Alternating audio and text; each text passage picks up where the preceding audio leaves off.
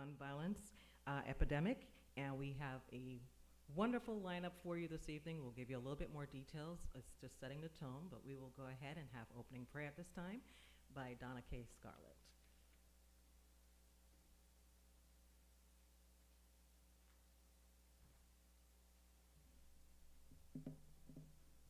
Good afternoon. Let us bow our heads for prayer. Heavenly Father, keeper of our lives, our liberty, and our promise of peace, we ask right now as we come that you will merit our nation with your protection. We recognize, Lord, that the freedoms in our nation have resulted in too many losing the freedom to live full lives. We know that peace anywhere might be shattered in a moment, but we know too that many in this nation rarely experience the safety some of us take for granted. Help us to recall, as the prophet Jeremiah taught, that we must seek the peace of the city, recognizing how our own peace is tied up in that of the city where we find ourselves. The words of Isaiah remind us to share our bread, clothe the naked, unlock the fetters of wickedness in this community and in our nation. Isaiah 58, verse 6 through 10. And in this prayer, Lord, we focus on one common affliction of the soul. Among us are those for whom gun violence is a policy issue. So grant our advocates the wisdom and help us to support their efforts. Among us, Lord, are those for whom gun violence is a real and present, if only occasional, danger. Grant the fearful, Lord, your sheltering presence, and help us all to understand and address and carry their burden. Among us, Lord, are healers and others who deal directly with the aftermath of gun violence. Please grant the responders strength in turmoil and help us all to support their work. Among us, Lord, are those who mourn victims of gun violence. Grant the mourners comfort and help us all to better support them in their grief and cries for justice. Among us, Lord, are those who have experienced gun violence. Grant the shattered healing and help us all to recognize this trauma and the cost that it carries. Please keep us ever aware of the wonder of humanity and the threats to the sanctity of human life. Teach us to recognize the effect of gun violence on so many of our nation's children. May we never be lazy in the work of peace or complacent in our relatives' safety. May we honor those who have died in the defense of our ideals, and may we acknowledge threats, some of our own making, to those ideals, and grant our leaders wisdom and forbearance. May they govern with justice, compassion, and clear knowledge of the cost of gun violence. Help us all to appreciate one another and the variety of viewpoints in this particular community, even on this panel this evening, Lord, and beyond. Teach us to respect the many ways we may serve you. When we have been taught, Lord, let your light rise in the darkness, and this gloom be as the noonday. Shine your light through this gloom. Help us to heal locally, nationally, and globally in our communities. Lead us towards homes free of affliction and strife, and bodies and spirits untrammeled by gun violence. Help, dear Lord, that as we proceed with this panel, that we may seek to listen, to understand, and that we may seek, dear Lord, to be respectful of each other and not just strong in our own opinions. We ask you, Lord, to help us to come together on common ground and help us to be the change we hope to see soon and in our lifetimes. Amen.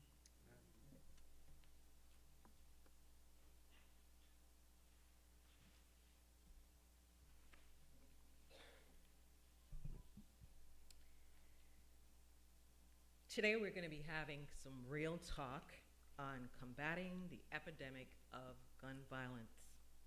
During this whole COVID pandemic, we've been forced to face a reality on social justice issues and various epidemics that have been around.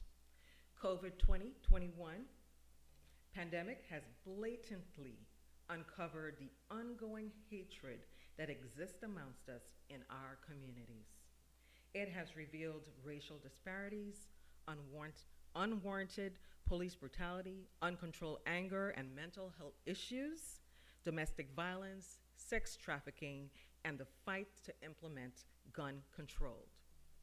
Florida is ranked number 3 in the nation for gun violence. An estimated 100 Americans die from gun violence daily. Over 30,000 Americans are killed annually by guns. We are dealing with an epidemic and a COVID pandemic. Every day we turn on our televisions and we are faced with the reality in our communities of our families and friends that are victimized due to gun violence. This is not the guy down the street's problem. This is our problem. Our forum this evening will be addressing the current crisis of gun violence. Various persons in our platform this evening will be sharing their personal stories of their families being victimized by gun violence. You will hear their stories of being survivors and how they have become community activists in fighting the gun control and social justice issues.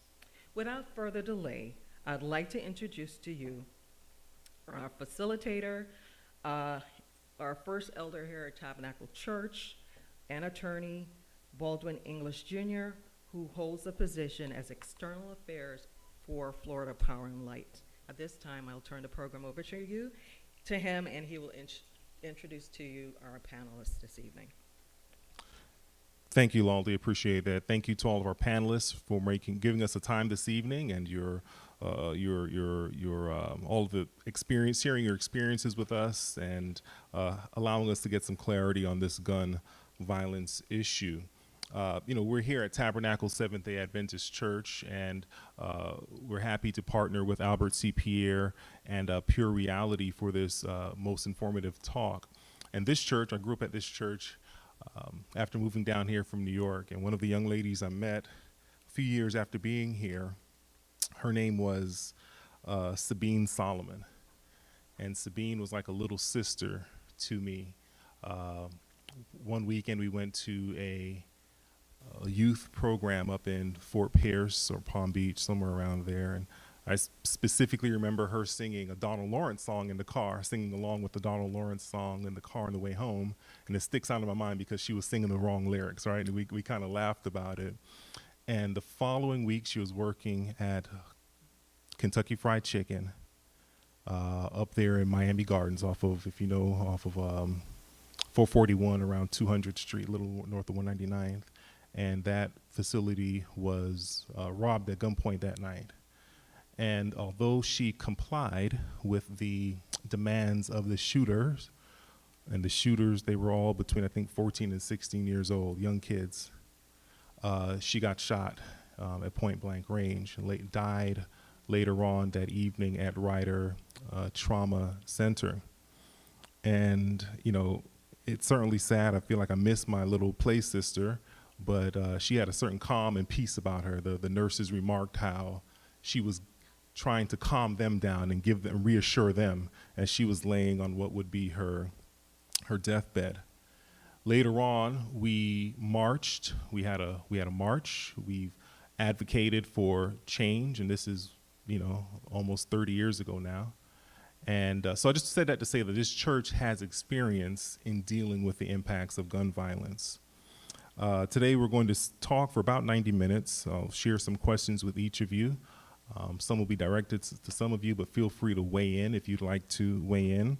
And to the extent we have a question from the audience, we'd invite you to come to the front at the appropriate time if we have an opportunity to field the questions from the audience. So I'd just like to briefly introduce our panelists today. First we have to my far right, your left, Senator Jason Pizzo. Senator Pizzo is a former state attorney from right here in Miami-Dade County.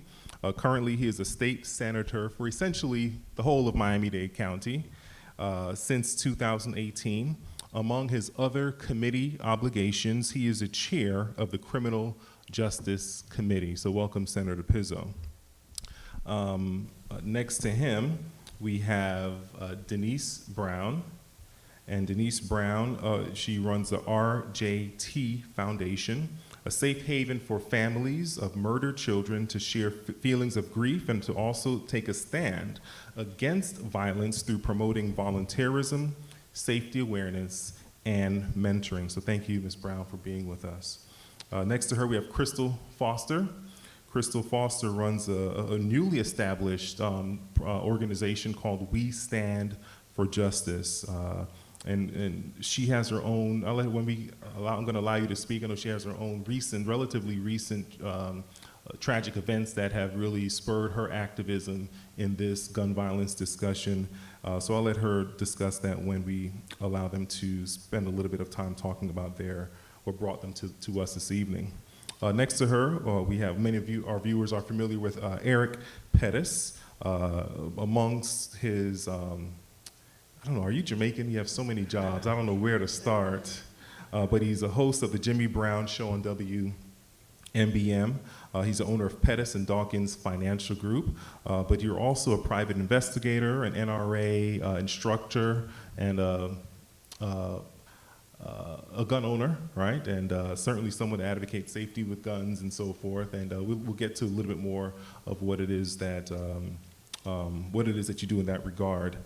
And last but not least, we have Queen Brown, the host of the Queen Thompson Brown Show, also on WMBM, and she is a founder of an organization called Mothers Against, or you work with Mothers Against Gun Violence. Are you affiliated with that organization? Then she's attended her meetings. Okay, so we'll let you discuss that when thank you. I apologize for that's my fault. So my first question here, I'd like to kick it off with let's kind of put in context what we're discussing here this evening about our personal interactions or personal experiences with gun violence. So I know that Denise Brown, I'd like to start with you, and then Crystal. I wasn't sure if you had a personal experience, but we'll talk about that. You did, okay, so we'll include you on that conversation as well. So we'll start with Denise Brown. Just share with us some of the circumstances that originated your advocacy in this gun violence discussion. Good evening. Can you hear me? Just make sure that power is on there to the right. Good evening. Good evening. My name is Denise Brown. I'm a Faith in Florida Live Free organizer and also the CEO and founder of RJT Foundation. RJT Foundation is a nonprofit organization that helps families that lose their loved ones to violent criminal acts. It's never easy losing someone you love, especially to violence. I know all too well the devastating impact because me and my family, we went through a traumatic experience in 2012, which prompted us to start the RJT Foundation and my work within the community through Faith in Florida. My son was murdered and his friend by senseless gun violence. They both were young, expecting fathers. My son was 20 and his friend was 19. And they never got an opportunity to see their children be born.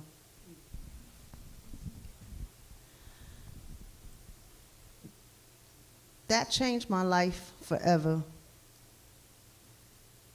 I didn't think I would be able to cope. I didn't think I would make it. Nothing had ever traumatized me to this magnitude before. This is a pain that I wouldn't wish on anyone. The violence is real. It's been around for a while. And I personally think that gun violence won't end, but we can certainly work together to reduce it. My son, he was shot 4 times. When I arrived at the trauma center, nobody really couldn't tell me anything, explain to me. When I arrived at the trauma center, I was thinking that I would still be able to see my son. But unfortunately, when the counselor came out, the police officer, I approached him and he told me I needed to speak to the counselor. Then the counselor when she approached me, she told me I needed to speak with the doctor. So everybody was pretty much passing the baton. And when the doctor saw me, he could barely get it out, but he told me he tried to save my son, but he lost a lot of blood. He was shot in his face, he had dimples, he was shot in his neck, and he was shot in his chest. And by the time they told me the fourth area, I was completely numb, so I don't even remember where the fourth area was. And I still, it still didn't dawn on me that he was gone, because the doctor didn't come out and say it. He just said he was shot 4 times. So I'm looking at him, waiting for him to take me to the back to be with my son. And he just was looking at me, so I'm looking at him like, when are we gonna go back? And he still couldn't bring it to himself to say that he was gone. So I said, so what are you trying to tell me? My son didn't make it? And that's when he just shook his head.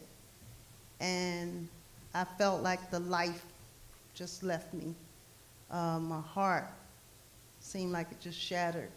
I'm trying to find the best way to describe the emotions. You feel lifeless, helpless, angry. You have so many more emotions at that one moment that you're just like you're walking in an outer body experience. My son's friend, he managed to hang on for a few hours, but he died shortly after from a shot to the head. This work that I'm doing now in the community has become just a part of my life.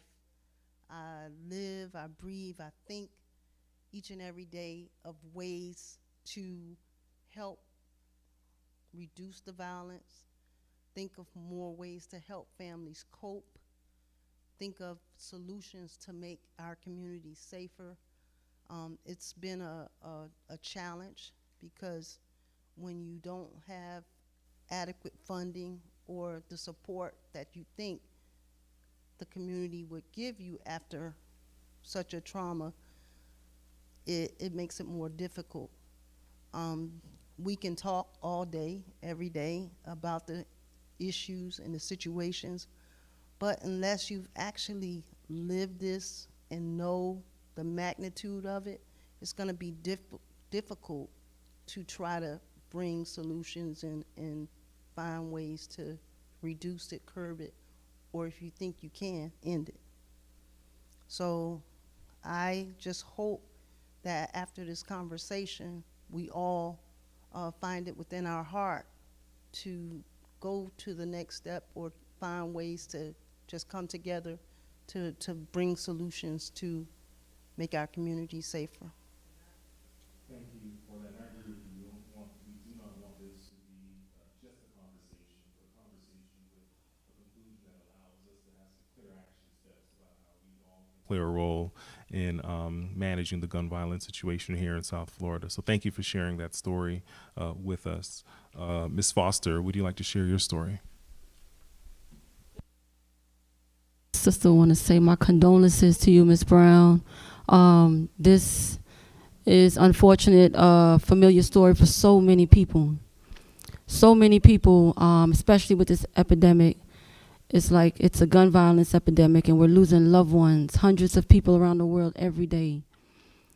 My sister-in-law was killed in 2012. She had 5 children in a drive-by shooting coming from a club.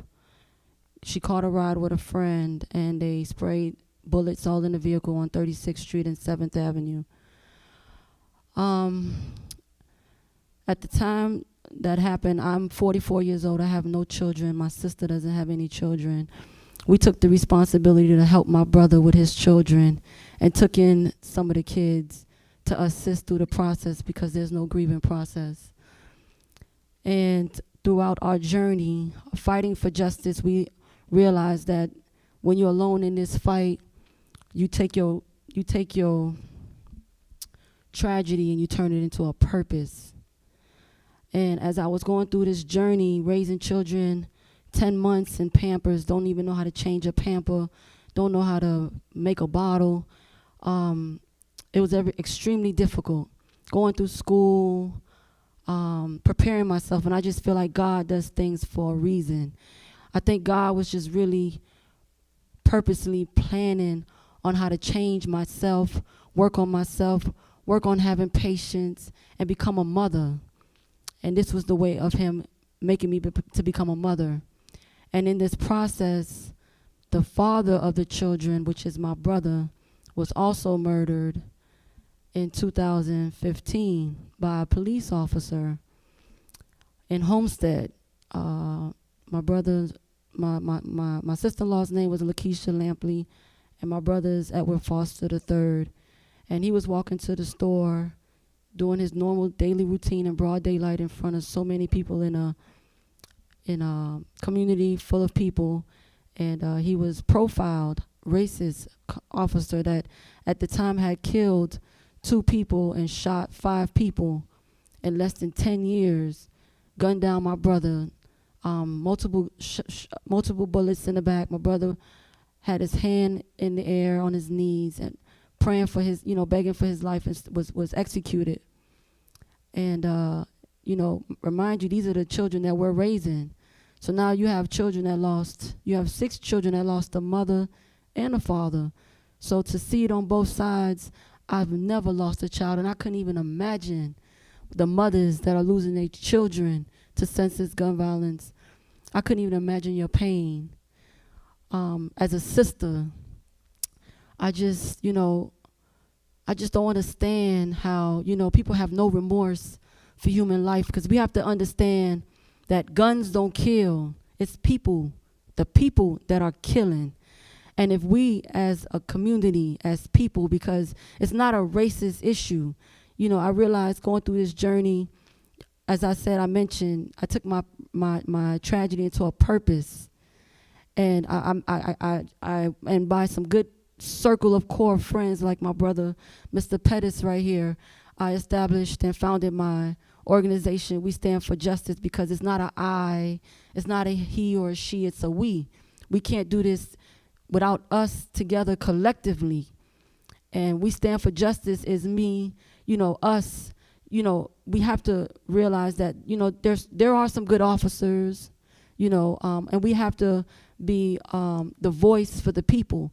Because as I fought for my sister-in-law, who at the time they arrested the shooter, but with the issues that are happening in our state attorney's office, they let him go, and he wound up killing a family from Home Depot that he robbed. So if we don't verbalize and voice the issues and the facts, whether you have a friendship in the government with anyone in government, we have to address the issues and voice the concerns and bring it to the attention. We would never go anywhere in life. If we don't change some laws, if we don't come together collectively, we would never, ever reduce the issues that are happening in our city. And I just want to say, standing alone, I've been through that when my brother was killed, and, the officers at the hospital's telling you that you can't come in, and they're asking so many questions, and you just want to know, where's your loved one? And they just want to ask so many questions so they can have something to put on paper. They want you to just say the wrong thing so they could just put put something on paper to make your loved one a menace to society instead of a victim. They always go by what the background says, but it's not the background is what killed our loved ones. It's the people that are in politics and politicians and offices, and the people that have backgrounds that are not being, that they're not being kept in jail, the prosecutors. We have to come to a conclusion and fight these issues.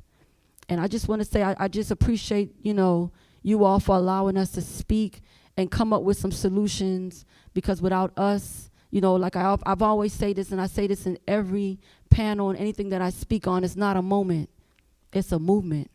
It's a movement, and it's a movement of us changing the system the system in itself. So again, you know, fighting, raising children with no parents is a journey. But again, I've learned to be the voice for other families that have not been able to get anywhere, because not one politician, not one leader, not one pastor, no one stood with me through this fight. I've been fighting for 5 years with my brother and since my sister-in-law. And I know what it is to not have a voice. I know what it is for people to take advantage of you. And you cannot be afraid to stand in this fight if you want to fight for change. You have to stand and fight for yourself and for the people. And the only way we could do it is in ourselves. And I thank you all for having us today. Thank you so much for sharing your story. Queen Brown, I'll turn the mic to you. I understand you have also a personal connection to this gun violence issue. Yes, sir, I do. Hello? Can you, thank you. Good evening. Thank you so much for hosting this forum. I think it's very important, and it's great that the church is involved, because we can't do anything without God and without the church. You're very important to this whole process.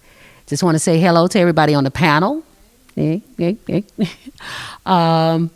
My name is Queen Brown. I was born and raised right here in Miami-Dade County.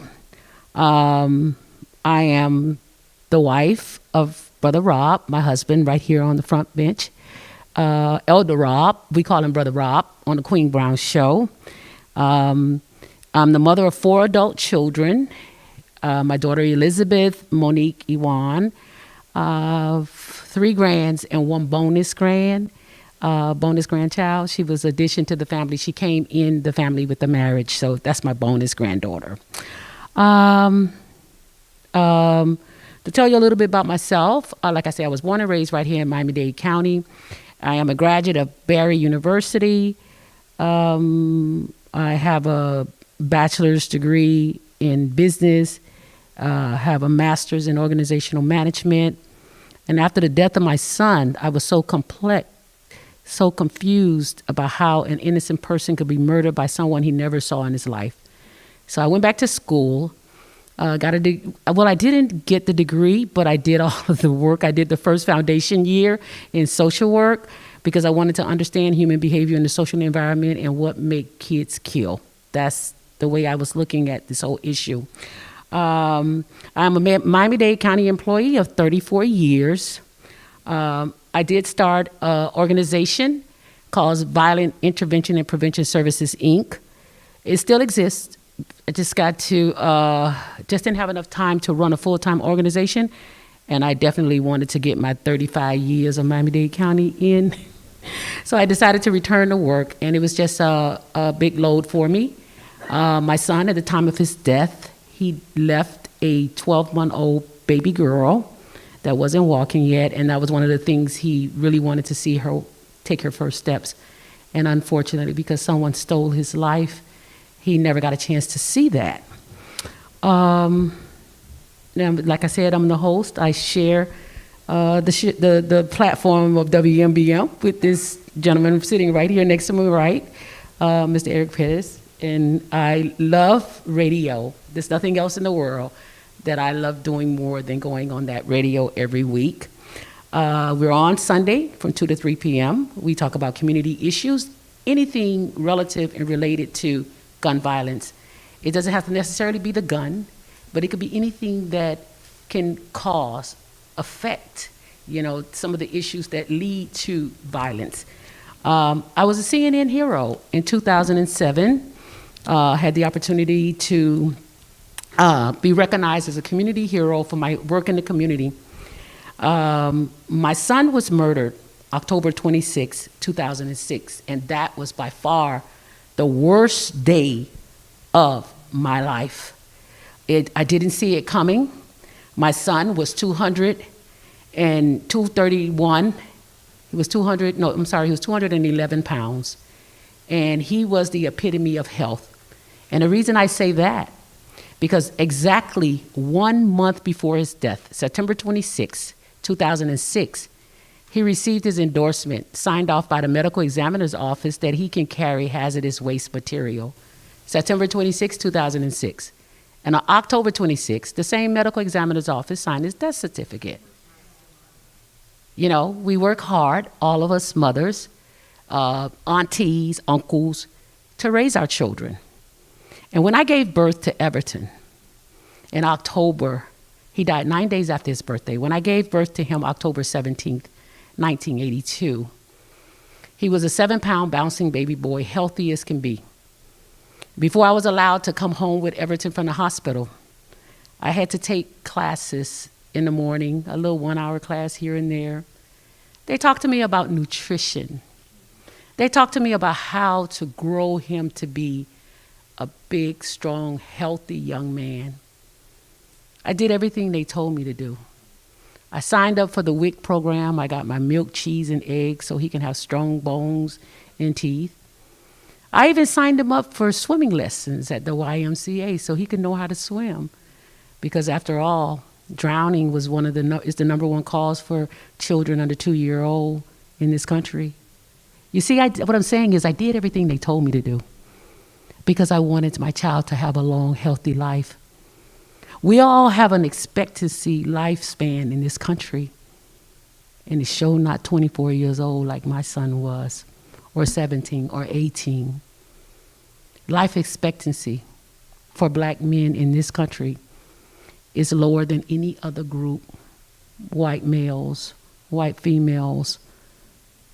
But 24 years old, I was expecting more than that in this country. As a matter of fact, homicide is the leading cause of death for black boys and men in this country between 15 and 34 years old. Our children are most likely to die at the hands of another person. Homicide. It's not an illness, it's not the COVID. They'll die from a bullet between their age before they'll die from COVID. It is, according to the CDC, between 15 and 34 years old. I found that out after my son was murdered. I had no idea. I was raising 2 sons in this country. And I had no idea that it wasn't the drowning that was most likely to take his life. It wasn't malnutrition most likely to take his life. It was violence, gun violence. That was most likely to take his life than anything, but guess what? They didn't even mention it in the hospital. I think every black mother, every black father, uncles and aunties too, we need to know this. How did I find out? From the medical examiner's office. Because when my son was murdered, I wanted answers. I wanted somebody to tell me, how can my son be dead when he didn't have no weapon? He was simply riding in a car eating peanuts. His nephew was driving the car. My son was a student at FAMU. He came home because he had had the new baby, so he decided when he got here, he didn't want to go back to school. He wanted to stay home, and he wanted to buy his girlfriend a ring. He did that. What a big mistake that was. That's how I felt once upon a time. But through my healing, through grief, I learned that all life is in God's hands. And I couldn't blame myself for it. I went through that. I should have made him go back to school. And then as I began to search for answers, one day I was talking to an employee at the medical examiner's office. I used to go there every day because I felt the answers was in that building. For some reason, I was drawn to that building because they had my son's body in there for a while. And then even when they allowed us to bury him, I still was drawn to that building. You have to tell me why, because there's other kids out there and they don't want to die. My son was in a car with his cousin. His cousin had had an argument with another 18-year-old young guy. They were young boys. And the young man and him had an argument, and then he saw my nephew's car and he shot into the car. He just randomly shot in the car, and the bullet hit my son. Only one bullet. One. It don't take but one. Pierced him in his back, went through his lung, and on his death certificate, he died instantly. There's a question at the bottom that says, how much time from the womb to death. Here it says instantly. He suffocated on his own blood and died. And it bothered me how he died on the asphalt because they pulled him out of the car. And he took his last breath on the asphalt. When I grew up, I don't know about some of you, but I used to watch the old black and white TV shows where death ended on a bed in a hospital with your family members around, holding your hand and telling you, we'll see each other in the by and by. But he died tragically eating peanuts. It was so unexpected. So because of that, I wanted everybody in the whole world to know that black boys and men were most likely to die from a homicide. I wanted to get a microphone and get on top of the tallest building in Miami and yell it out. But if I did that, I know they would have took me to a special place and put me in a special room with a special jacket. So I says, how do I do this? I went to different radio shows around Miami. And I asked people, I said, the program managers, I says, I want to do a radio show. They said, who are you? I says, I'm Queen Brown. They said, what kind of show you want to do? I says, I want to talk about the violence, the killings. They said, who's going to listen to something so morbid? People are not going to listen to that. I said, but they need to. Take the story on, I just wanted to tell you what happened with the CNN thing. I got a radio show. I paid for it out of my own pocket because I felt that the people needed to hear, no more children need to die like this. And I went every week, my 3 children and I, we went and we sat and we talked and we paid and we prayed together on the show just so parents could know that there's a threat to their children out there.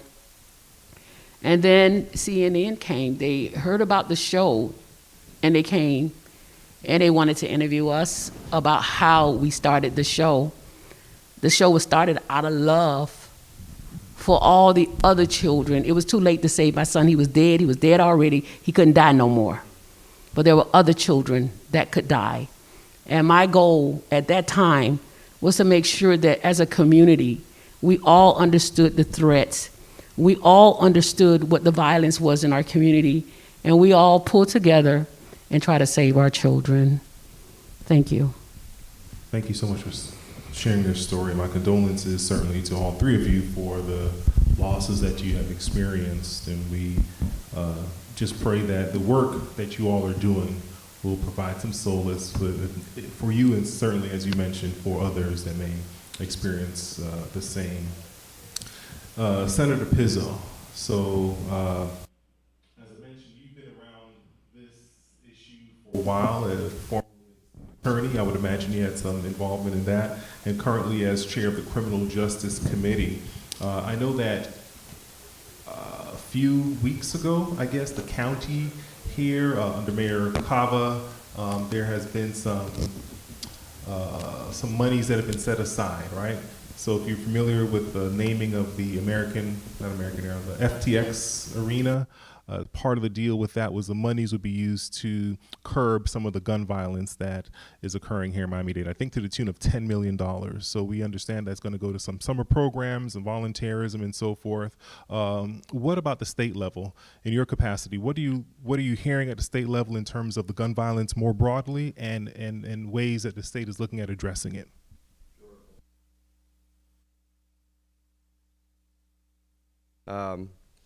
You had mentioned that I may have had some experience with this issue. The frustration that I've heard from Denise before, and of course from Crystal and Queen Brown, and that Eric and I have discussed many times, is not just sort of an academic exercise. I didn't go to law school until I was 31. No intention of practicing the law, just something I wanted to do and check it off the bucket list. I ended up acing criminal procedure, the highest grade. Someone said I belong in a courtroom, which was strange because I used to root for the bad guy in the mafia movies. And I went to the state attorney's office. It was a 3-year commitment, which I happily accepted. And you rise up from misdemeanor crimes, and then you go to the juvenile division, and then you go to adult felony division. And just drove home one night, picked up one of my sons. I have identical twin boys. Took them out for ice cream after a long day. Then went back to the house. We were renting a house down in Coral Gables, nice nice neighborhood, renting a house in order to build a house. And I didn't realize that 2 of my defendants, who were 16 years old and armed, had followed me home from the courthouse. And they had posted on Facebook that we got that mother effer now. And we got in the house. Nothing happened that night. Car was stolen, taken out to Miami Beach. 2 armed robberies committed at gunpoint using my car.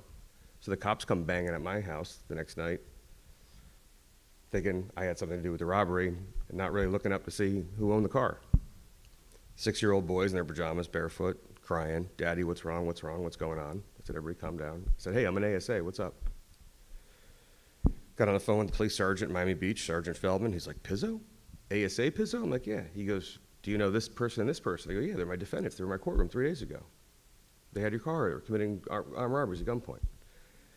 There has always been, for a long time, as I know and I understand, a general sense and feeling and consensus that the frustration that Crystal said she felt when she was in the hospital, Denise said she felt when she was in the hospital, not getting the answers. They know and they're not saying. They know what's going on the other side. They don't have that privilege to that information. No one can give them a straight answer. No one's being, well, it generally gives a consensus that that's sort of an over there problem. Well, that over there problem came to my house, to my kids. Narrative started changing a little bit. So I went to the state attorney and I said, "Listen, I've been digging into the numbers. My kids went to New Jersey for 2 months. I didn't see them. I lived in a couple different hotels until we relocated to North Miami-Dade." My dad goes, "Hey, Captain America, if you're gonna keep doing this, you're not gonna build a house. You're gonna be a bigger target. You're gonna go to a condo somewhere, a high rise, and keep your kids safe, and then you can go do what you gotta do." So I said, "I'd like to start a gun violence division." At the time, and we're back in the same place that we were after I left, the shooting and homicide arrest rates in cases is about 7 or 8% down south right now, and about 15% up here in the north side for the county. That's overwhelmingly black boys. So for every 100 people, every 100 kids shot or killed, I mean, if it's a domestic violence case, no offense, but the husband did it, right? Those are easy to solve. And as I listen to many things that I've heard, I'm prepared to be very candid this evening and say some things that are probably uncomfortable and will probably rock political institutions, so to speak, and individuals. And if you don't mind me saying, and I don't know what my time allowance is, you're asking me about the 10 million. Baldwin, we could throw 100 million at it. Actually, I have found that in place of actually spending time with my sons, quality time, I have thrown money at the problem. That does not substitute my parenting or teaching them anything. To be good people, to pick litter up off the ground, to be nicer to the elderly or to one another, but most importantly, to value their life. It's not money. All of these events, too many of these panels, are in black churches. I serve in the upper chamber of the 3rd largest state in the United States. The majority party are 24 Republicans, and there are 16 of us in the Democratic Party. The 24 majority Republican senators are white and with a handful of Hispanics. They don't understand this issue. If you don't really know about it, if you don't live it, if you haven't been there, you can't appreciate it. I'm not saying you don't care from a general human sense, but it's not visceral. It's not right there. Now, if a group of young teenagers, as innocent as any of the kids that we'll talk about this evening, innocent in life, and even if they were a bad kid, what's a bad kid? If you get a collection of white kids together that get killed, we'll find $400 million. We'll do a special session. We'll march to Washington. Sabine Solomon, who was killed in 1995, was killed by Terrence Green, who's at Holmes Correctional Institute, 565 miles from this church right here, serving life for a 1991 on probation robbery. The poll, some of us are not ignoring these issues. Some of us know these issues. The poll back and forth is that voices sometimes are as loud for injustice, or what's characterized as injustice, for life terms, for being too hard and punitive, for being too punishing on individuals, especially young black males. And I could speak for hours on hours about how there are incredible injustices and where they are in the system. But in the same conversation that we'd have about someone like Sabine, who's 16 years old, whose life was taken, right? I'll have people as loud saying that Terrence Green at 19 years old should have been given a chance, should have gone to a program, should have done this. We shouldn't lock him up. Sabine's family will tell you, had he been held in custody, he never would have been able to shoot Sabine that night. Who's right? I will tell you that ever since I've been elected, and about halfway through my term as assistant state attorney, the most resistance and pushback I've gotten on really actually making any change have been from black politicians. Without question. Without question. I had a bill ready to be heard in the House by a fellow House member that sponsored it in the House, and I had it in the Senate. It was very simple. Every one of you who sees a young boy or girl shot or killed in this time, when the news comes out and the story gets investigated, they start posting pictures from social media, right? And then you go, my God, they knew all of this beforehand. They knew all of this was going on, and they did nothing? A lot of people that I serve with don't care that an 8th grader or 9th grader might be in a school bathroom with a loaded Glock showing off and posting it on TikTok or Facebook. They don't want you going anywhere near that kid. The mom and dad the next day after their son or daughter's shot and killed and find out that thousands of other kids and people probably knew that that kid had a firearm, don't feel the same way. It's that balance. And so we had this bill ready to go, and a friend of mine who was in the House, who's now in the Senate, was prepared to present that bill. And he got threatened by another black legislator that if he went and presented that bill, that there'd be press conferences, that they'd get the NAACP and everybody out. And all my bill said was, if a minor in possession of a firearm is posting these things on social media, which is illegal, right? It's illegal for a 15 or 16-year-old. And Eric and I have talked about this extensively. He had me on late on a Sunday night for a couple hours on the Jimmy Brown show when I was up in Tallahassee. I wasn't looking to criminalize anybody.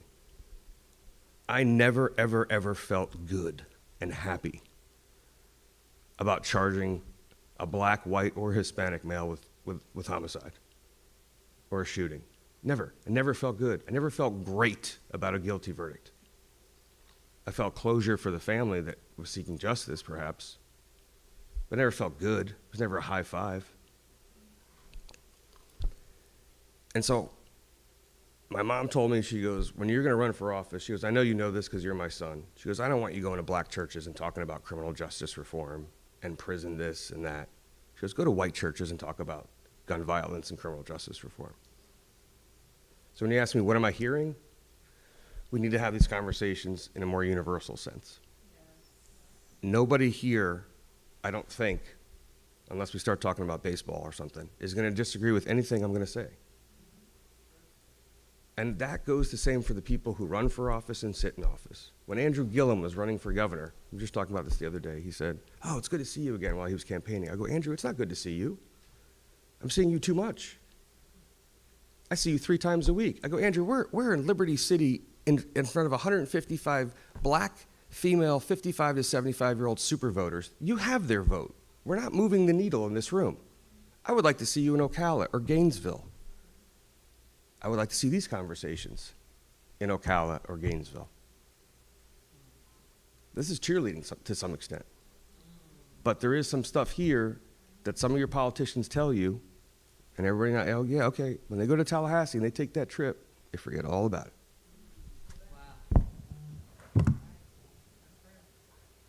Thank you for that, Senator.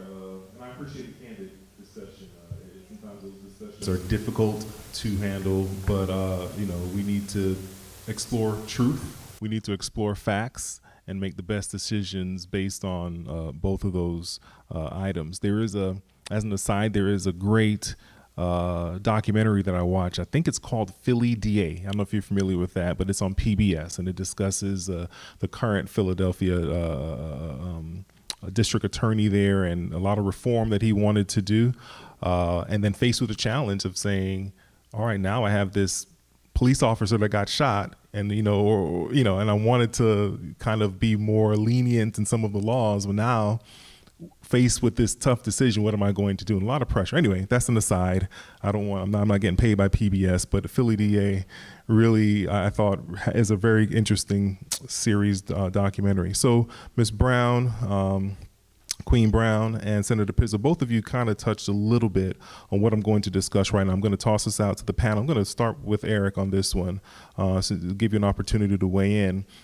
Using the last 5 years of data, the CDC shows, this goes to what you said, that Black Americans are 10 times more likely, more so than white people, to die from gun homicide. We're concerned about COVID and the impact of COVID on Black and brown communities, but Black folk are only twice as likely to die from COVID, but we're 10 times as likely to die from gun homicide.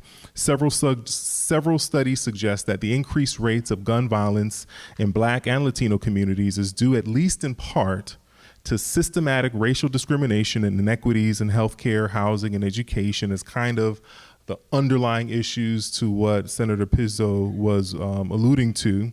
So my question to the panel, and I'll start with you, Eric, is the call coming from inside the house, or can we lay the blame at the feet of someone else?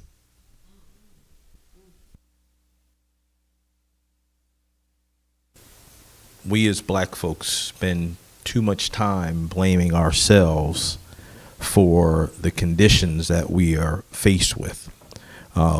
Many of us have bought into the myth that everything is our own fault. We've bought into the myth that racism doesn't really exist. When we had affirmative action, for example, we were taught that we don't want to have those advantages of affirmative action because we don't want to get a job because we're Black. We want to get a job because we're good at it. But unfortunately, because we are Black, people don't ignore that fact when they're making those selections for those jobs.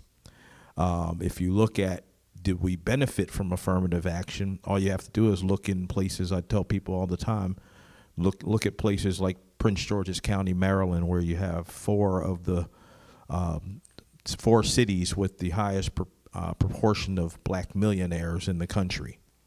Many of those people became millionaires because of those government jobs that they would never have gotten if it wasn't for affirmative action. Okay, so we can't always look at it and say, oh, we have to be, able to look at the things that we deal with, and we should always still not react to these things. It is a fact that we have disproportionate health care. And it's not just even with the care itself. If you go to the hospital, Black folks are treated different in the hospital by people that look like them and people that don't look like them many times. I can't tell you how many people I've gone to the hospital with clients and family members where I end up, instead of going for a visit, I end up as an advocate. I end up saying, where is the chief of surgery or some department? I can go on with different stories of that. So we have those disproportionate treatment, which become disproportionate outcomes. So I think that, yes, we have an obligation to work with our youth and work with the folks that are out there committing these crimes and using gun violence as a expression of themselves. But we can't ignore the lack of housing. We can't ignore the lack of resources and the lack of opportunities that we don't have. So we got to do both, but let's look outside just as much as we look inside. Anyone else like to weigh in on that? Crystal, let's see. Again, I love the conversation, especially coming from a senator like Pizzo. when you're in a position, you just have to be honest.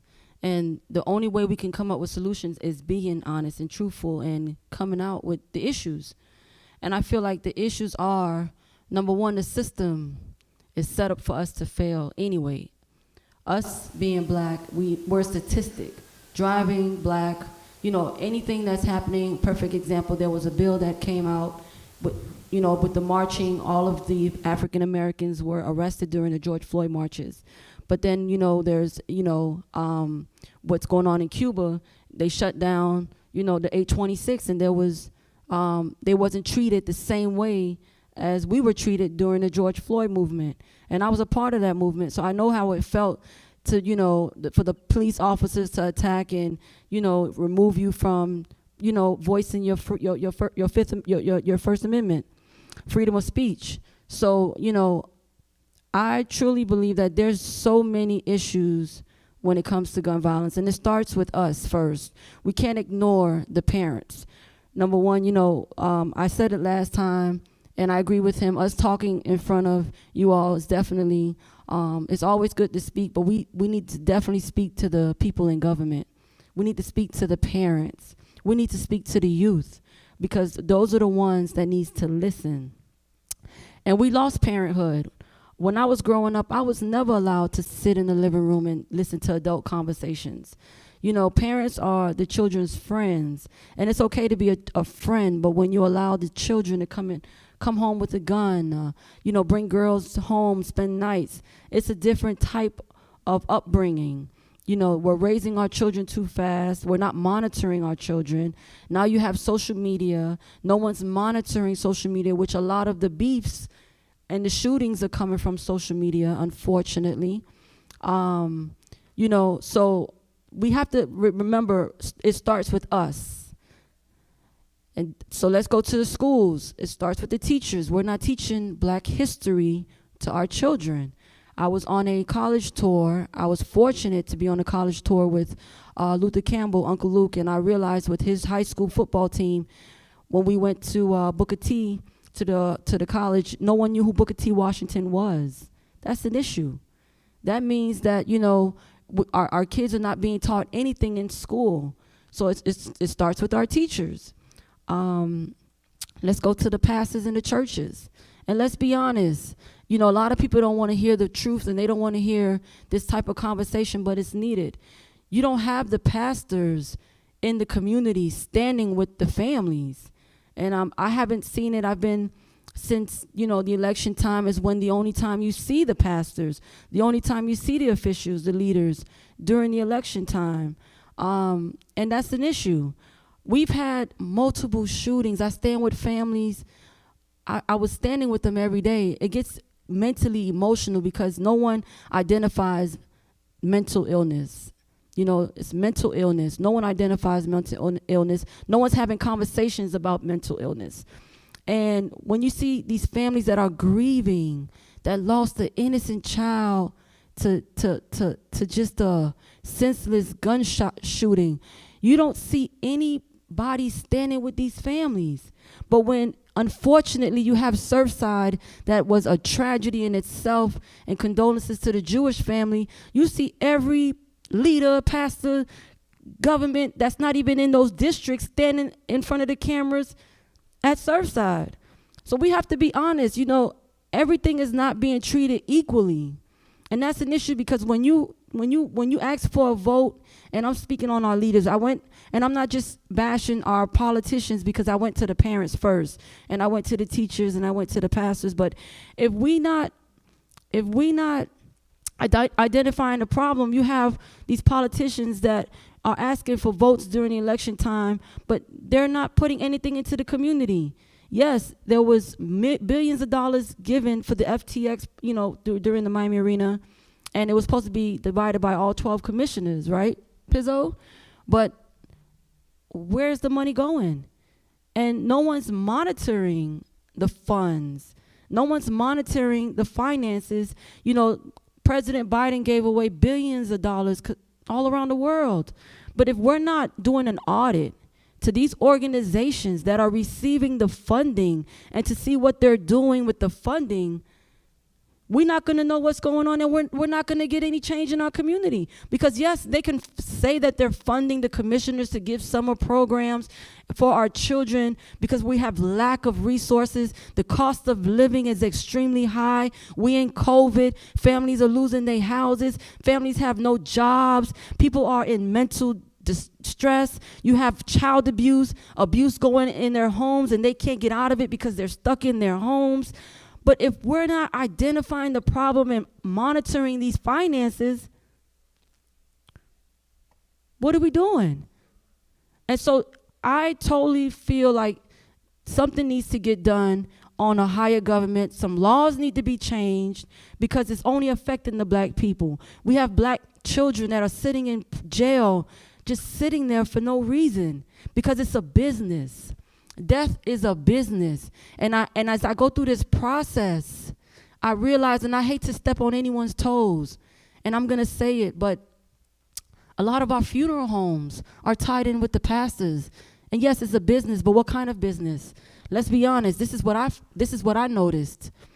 When a child is, and everyone needs to know this, because I want everyone to understand the process and don't go through what these families are going through. And I see it, but no one's going to speak on it because they're afraid that their money and their funding is going to stop. I don't get funding. I don't get any finance assistance. I do this from the heart because these mothers up here lost their children and they need to know the truth. But a lot of these, when your child is killed on a government property, that family is given $7,500 from the Attorney General, state attorney. But no one realizes that these funeral homes are jacking the prices up. $8,000. And I saw 2 families that came to me. And they'll come, as soon as your family, it's on the news and they say this loved one passed away. Here goes the funeral director. I'll take care of your son's funeral. And if you don't have no money, don't worry about it. You could just pay it at the end. That the state gives you this amount of money and you could just give it to me when it comes. And they don't realize because you're grieving and you just right now just going through a process like, how did my son or my daughter died? I don't have the money. Thank you. I appreciate you helping me. But they don't realize they added $8,000 to the end of the invoice. And so now the family's not getting anything because it was just given to the pastor who's dividing it with the pastor who's hosting the funeral home, who's doing the funeral. So let's be honest. This is what's going on in our community, in our black community. We're fighting each other and we're robbing each other. Wow. And I wanted to say, you had mentioned who's to blame. Is it the families? Oftentimes the parents are being blamed in urban communities. I found that out. And oftentimes when our children are murdered, the first thing they do is dig into the background and try to find reasons to justify why that child was murdered, which I think is so disrespectful to families that are already traumatized and trying to deal with the loss. And then the resources are few, and our children have to continue on like business as usual. They don't get a break. They're expected to just go back to the daily routine. For instance, when my son was murdered, I have another son. We couldn't find any resources to help with simple things such as getting him therapy or counseling. The insurance that I had for him, they said they didn't cover that. I went to some of the community-based organizations and they couldn't help. You still had to pay out of pocket, which I think that when something like this happens, just like at Parkland, you should already have resources available that the family shouldn't even have to worry about paying out of pocket, because this child was a child that was in school that had to go right back to school. He didn't get a break. He didn't get a grieving break, which we know if it's hard for an adult to cope, imagine a child trying to go back to school and focus on schoolwork. Now he's kicked off the football team because nobody understands why he couldn't keep his grades up. He didn't just lose one brother, he lost another brother 2 months later as a result of suicide because he never got over his brother being murdered. So you have a young man that's trying to continue and focus, and nobody can't understand why he's acting out. So that's why I'm saying this to say, you cannot expect gun violence to end or change if you're not really even going to the root. You just pushing them along. You just expecting them to continue when they need some kind of therapy and some kind of help. That's just one piece. When my son passed and he was expecting his first child, I don't know if any of you know this, but if an individual is expecting a child and she's not married to that person that's murdered, when that person is murdered, we as a family had no rights. We had to try to prove that the baby, when the baby was born, belonged to our family. That's another trauma. We had to go through getting blood tests, going to family court. All of that cost us money. Imagine some families who are experiencing economic hardship, them trying to pay to prove that a child is theirs. So that's a whole nother trauma. So you got trauma after trauma after trauma. And the list goes on. But I just wanted to bring that yes, parents are being blamed. But I did everything. I went to college. I worked 2 or 3 jobs to move my children from not a project, but it was a housing that goes by your income, to move them into a house, put them through school, college, to show them a better life. But then you still blame the parents. Where did I go wrong? I took them to church. I told them always how to treat people with respect and listen to your elders. We can't follow our children 24 hours, 7 days a week. We cannot do that. We have to let them make some choices. Even you do the best you can with them and raise them the right way. People have their own minds. So they do blame the families, and that's very disrespectful, because my son came from a good home, and I used to hear a lot of things in the street, and nobody even really knew him, what kind of character he was. They just developed their own idea about him.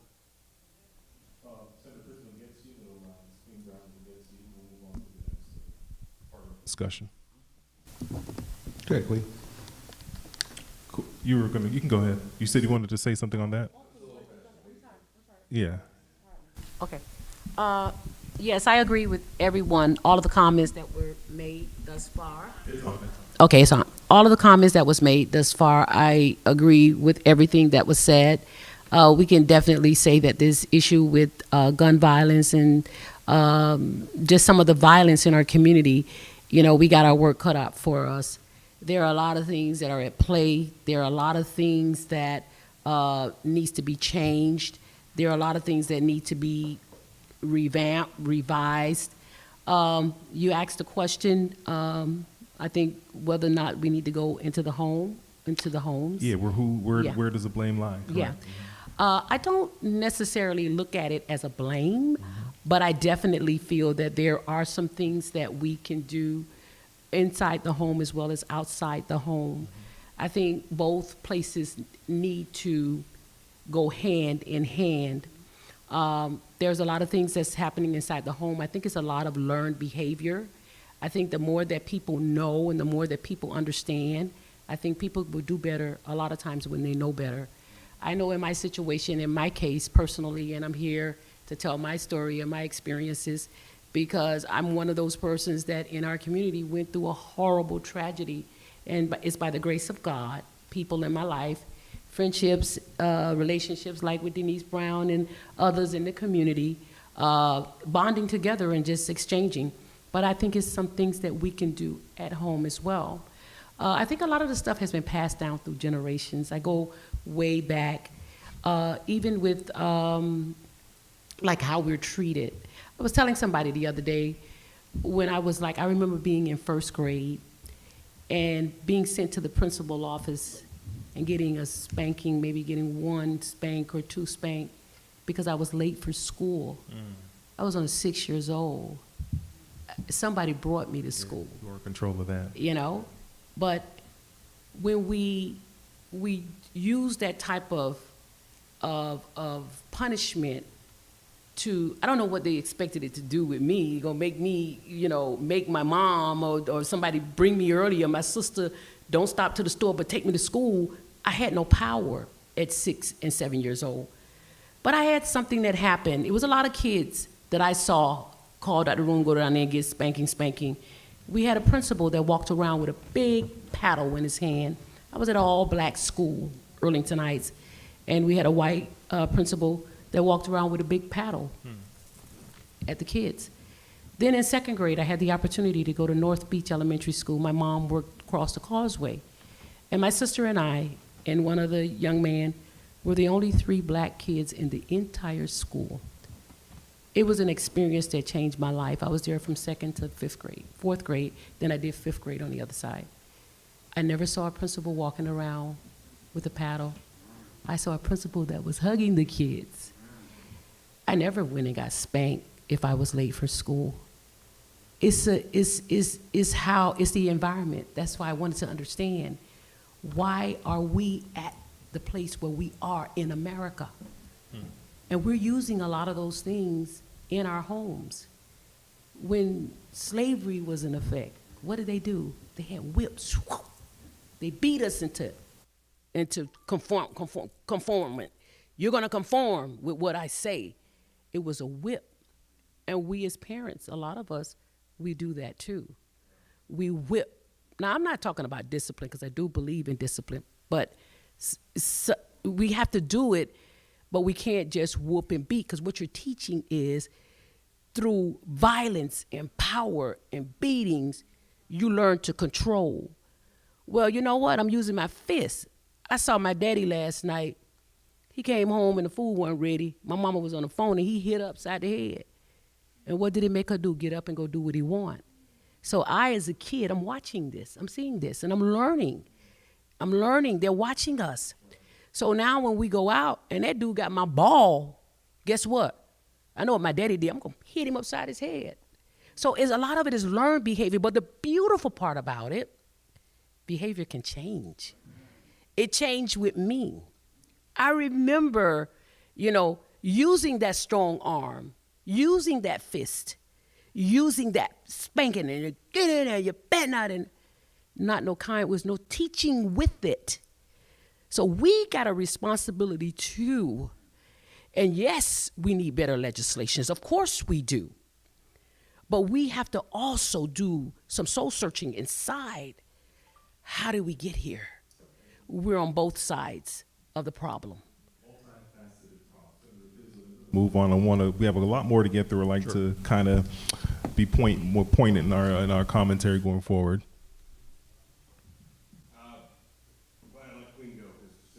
I was going to say, so we'll save a lot of time.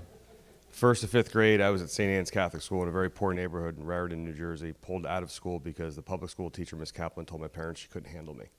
So I went to a Catholic school, and I got paddled every day. In third grade, it went from Sister Anne or Sister Claire. Sister Claire put some holes in the paddle to have less wind resistance, right? So it would accelerate with the hit.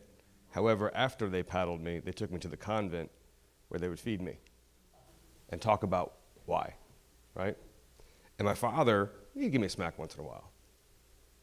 But he would tell me, I'm your father first, to Crystal's point, and I'm your friend second. Most parents want to be your friend first. They want to be your parent second. I'm your father first. I'm your friend second.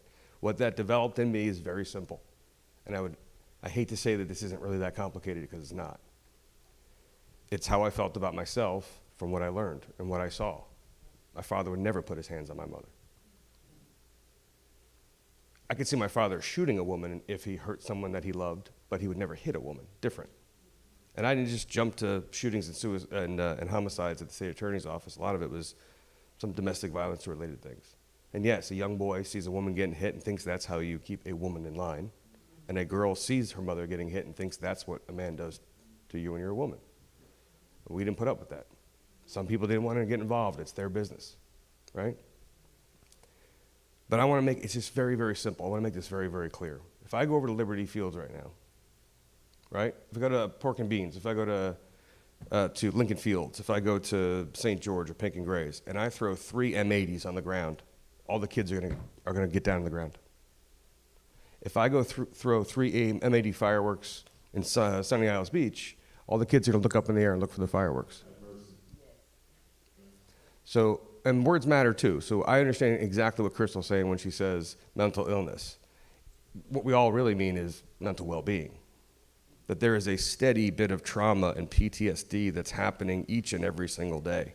We went to a community center the other day and everyone's like, isn't this wonderful? This is great. Yes, we need help with this. We need help with this. We need help with this. I'm looking at the air vents. I'm looking at the air quality that will reduce a kid's immune system.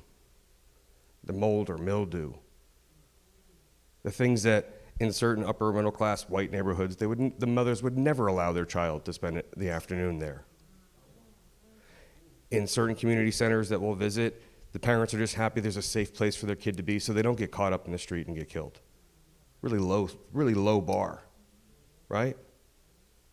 But when I think of housing, I don't just think of brand new and shiny, I just think of clean. My grandparents, my father growing up were objectively very poor. But it's the condition and the treatment of one another, and it gets down to, and again, I don't want to simplify this, I really don't, but the thing that I'm most concerned about as a father of 15-year-old identical twins is that they know they're loved, that their life is worth something, and that their friends and other kids' lives are worth something. And I will tell you that if I didn't have my dad around, or my mom being as equally as tough when he was out trying to chase a buck to make us have a better life, I would not have valued your life so much. And you please, someone tell me and explain to me how a 15-year-old in Liberty City right now, or Overtown, or the Goulds, or the Gardens, really can give you 5 reasons why and 5 reasons to demonstrate that the state of Florida or Miami-Dade County or the world really cares about him. And the last thing I'm going to say is this. Surfside's also my district, Crystal. And the story I'm most proud of the media's ever done on me was saying that I was behind the scenes, that I'm never in front of the microphone at a press conference. And my staff is mindful that I'm everywhere as much as the next place and equally. That I'm at 1829 Northwest 2nd Avenue with the folks over that are getting, evacuated out of their building, that have no place to go and no money. You're absolutely right. I even commented on Twitter the other day, wow, I'm seeing a bunch of my fellow colleagues and legislators who've never stepped foot in Surfside, but the governor shows up to hand out $1,000 checks, and there everybody is. James Bush has never been to Surfside, and there he is standing with the governor handing out $1,000 checks to first responders.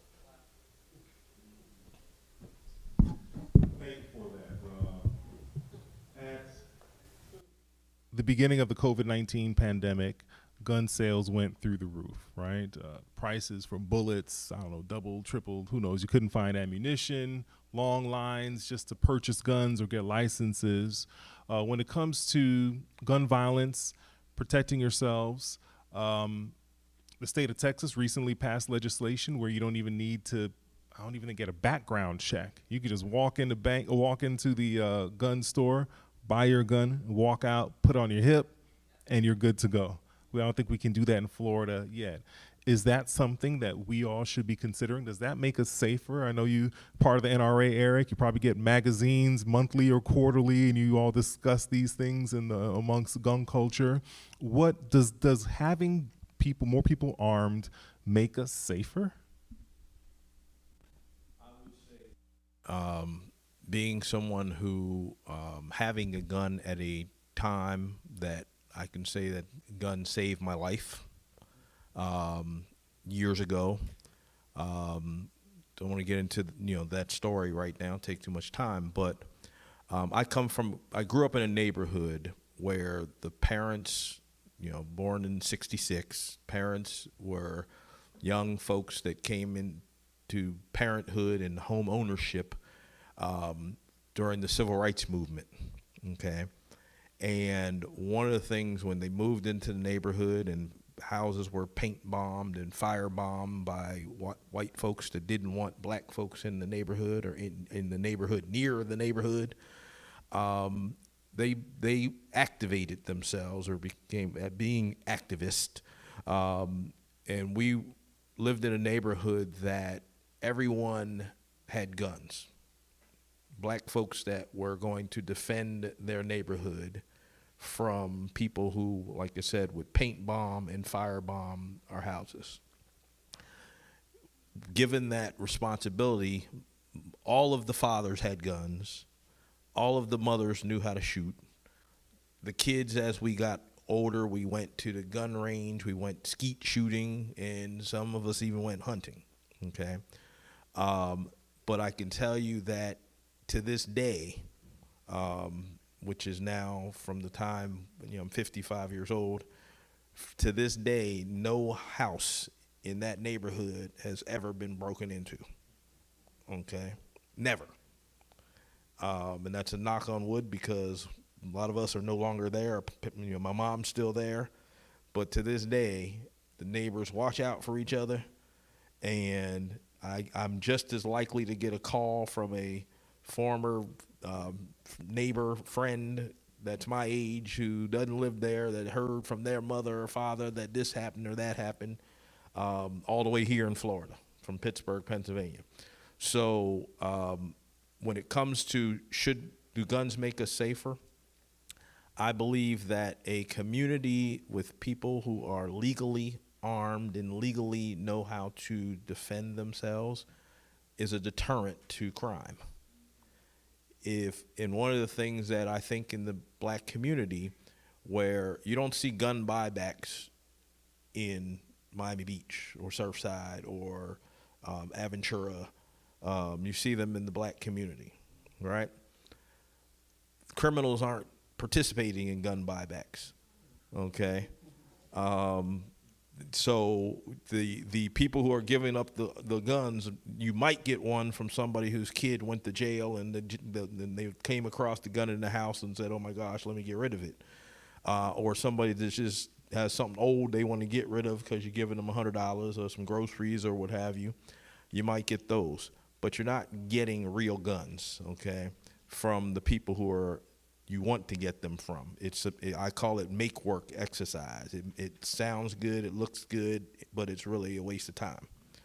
Now, with that being said, the NRA, I'm a NRA certified pistol instructor. I did that because I was teaching so many young boys and particularly women how to use guns, how to get over the fear of guns. Why do I teach boys? Because boys will be boys. And before they learn from their friends in the street to be cowboys, I'd rather teach them the responsibility that goes with knowing how to use a gun and how it works. And so far, I haven't had any of the young men that I have taught do anything criminal or stupid, okay?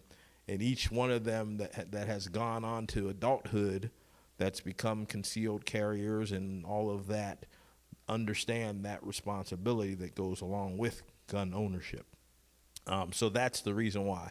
But as far as the NRA, I can point out many cases and many stances that they have not stood up for black folks that were killed. Namely the Philando Castile case. Concealed carrier, stopped by the police, told the police he had his weapon, was killed, okay? NRA said nothing, all right? So being an NRA member comes with the territory as far as that. But whenever they call me on the phone and ask for donations, especially when they were calling me all the time when Obama was in office, which Obama was the best thing to happen to the gun industry from as far as sales standpoint. But every time they call me, I would say, how come you ain't saying nothing about this? Don't call me until you start speaking on this. That's when I'll give you some money. Other than that, you get your little $30 and that's it, okay? But my point, again, I'll conclude with this. If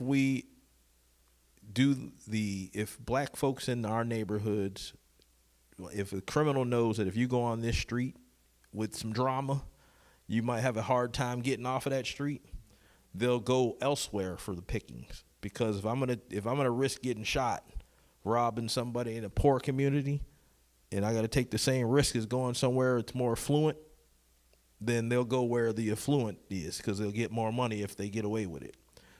Other folks that don't look like us don't want that. Okay, so if we stay unarmed, we stay unorganized and not knowing what to do, they'll keep robbing each other. They won't go over to those other places. Okay? I'd like to move on to our solution discussion here, but if you want to add something briefly.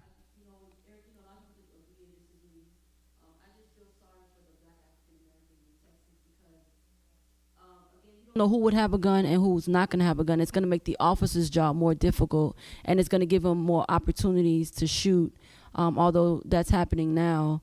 So it's just unfortunate because we do need guns to protect ourselves. If you're a single mother, and living in poverty and, in areas where it's needed, but it's just unfortunate that, they're not getting the training. So it's just leaving for me, I just feel like it's an open wound for the African-American communities in Texas because you allowing the officers to shoot not knowing if you have a weapon or not. Sure. Ms. Brown, you wanted to say something real quick, or?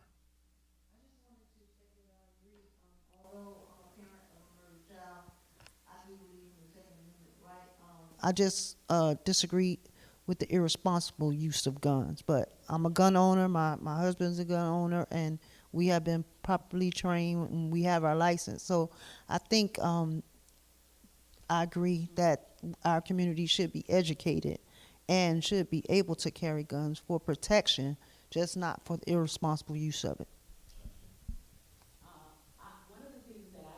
After my son was murdered and I heard he was shot, I've always told my kids to stay away from guns. Me being a single mom, raising them, giving them the best that I had. And my idea at the time was stay away from guns. You don't need a gun. Guns are bad, because I didn't know better. But when you learn better, you do better. And when my son was murdered and I heard he got shot, I said, I wished he did have a gun to defend himself. He might be alive. But I told him that guns are bad. I didn't know any better because it was the way my mind had been shaped through the years. My dad never owned a gun. My mom never owned I never saw a gun in a house. I think the first time I ever saw a gun, I was about 30 years old. So guns were seen as bad things. But now I respect guns, and I believe in the Second Amendment. And I had said oftentimes, but I'm beyond that healing place where I say, I wish my son had a gun and he probably could have shot back. But what would that have done?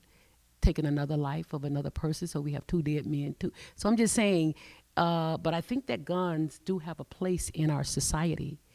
I often think about how in households all across America, there are gun cabinets and gun cases. They say guns are too easily accessed in the black community. They're easier in some of these rural communities in America. Don't white people got more guns in their houses than we have in ours? See, our children got to go out in the streets and find them. All they got to do is go downstairs to the cabinet. A lot of times they got it in their bedroom. It's their gun on the wall to go hunting. So it's a matter of respecting the gun. We have to teach our children how to learn to respect the gun, what it is intended for, when to use it, why to use it, and how. It's gun education. Like, you just said, Mr. Pettis, and I didn't know you was a trainer and all that with the guns. That's good to know, too. So, I think that guns has a place in our society.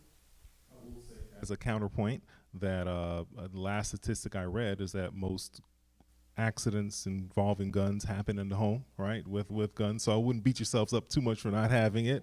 But more to the point, it sounds as if the way that you all experience the tragedies with gun violence with your loved ones, that I'm not certain that having a gun would have protected them, right? Unless they're driving around like boys in the hood with a gun in their lap. You know what I mean? You need time to unholster it and so forth.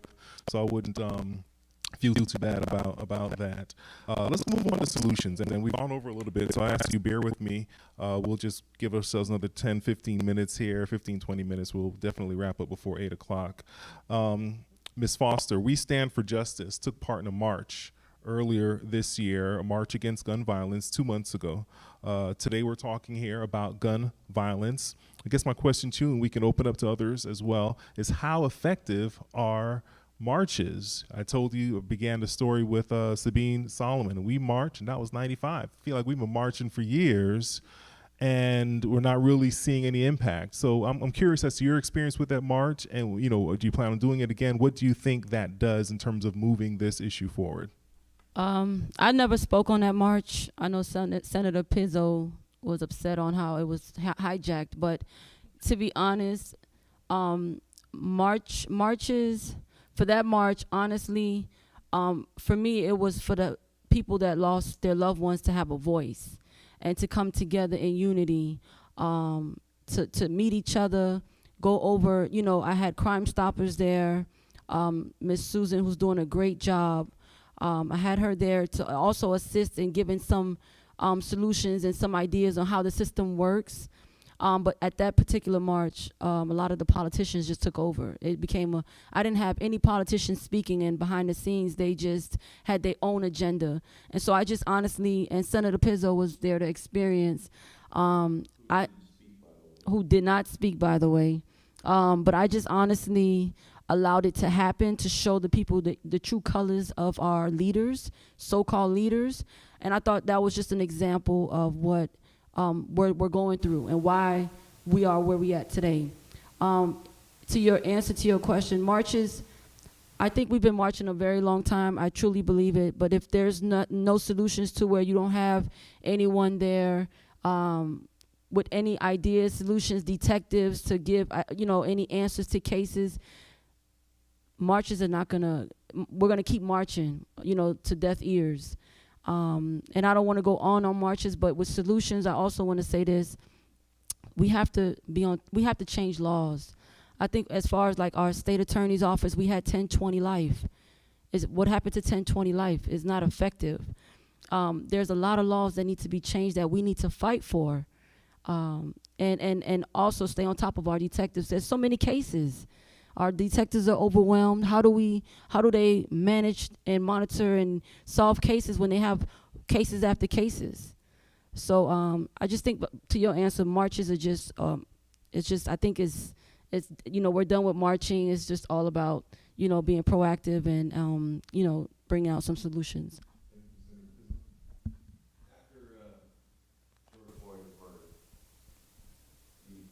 Group of texts that came into my phone and phone calls were actually from police officers.